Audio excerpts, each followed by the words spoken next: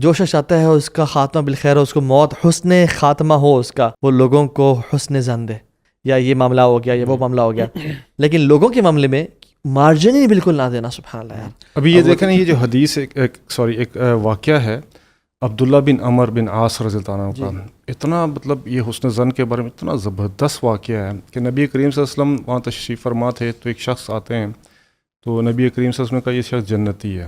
عبداللہ بن عمر رضی اللہ عنہ وہاں بیٹھے ہوئے تھے، وہ ایسے صحابی تھے کہ روزانہ ایک قرآن پڑھتے تھے، ٹھیک ہے، اور روزانہ روزہ رکھتے تھے. اور نبی کریم صلی اللہ علیہ وسلم کو ان کے والد عمر بن عاص جو فاتح مصر ہیں، انہوں نے شکایت لگائی کہ یا رسول اللہ اس کو دیکھیں، اس کی نکاح بھی ہو گیا ہے، یہ جو ہے نا بیوی کے پاس زیادہ جاتا بھی نہیں ہے. تو رسول نے کہا کہ عمر تمہیں کیا ہو گیا ہے عبداللہ، تو اب یوں کرو کہ ہفتے میں ایک دفعہ قرآن ختم کر لو.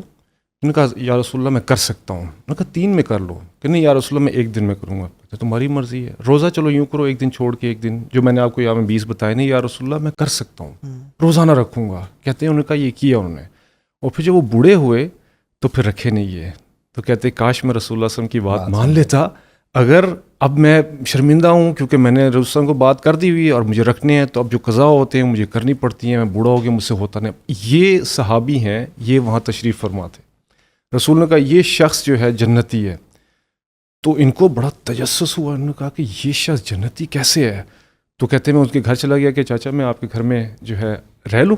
تو کہتے ہیں ہاں رہ لیں، آپ کے پاس آیا ہوں کچھ سیکھنے کے لیے. تو کہتے ہیں میں دیکھنا چاہتا تھا کہ وہ کیسی ایسی عبادت کرتے ہیں کہ جس کی وجہ سے ان کو اللہ کے رسول نے کہہ دیا کہ جنتی ہیں.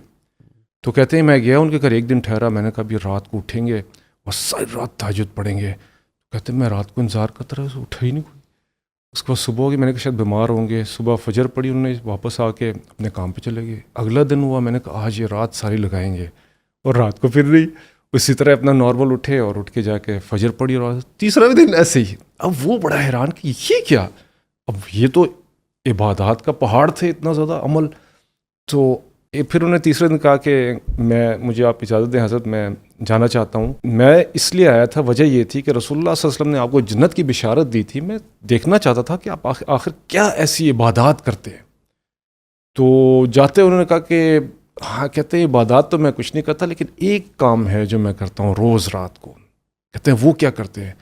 کہتے ہیں میں روزانہ رات کو سونے سے پہلے اپنا سینہ صاف کرتا ہوں، لوگوں کے بارے میں کوئی بدگمانی میرے دل میں نہیں ہوتی ہے. میں کسی شخص کے بارے میں بھی کوئی غلط دل میں خیال نہیں رکھتا ہوں، مطلب کہ حسن ظن میں رکھتا ہوں، بد ظنی جو ہے وہ میرے اندر نہیں ہے.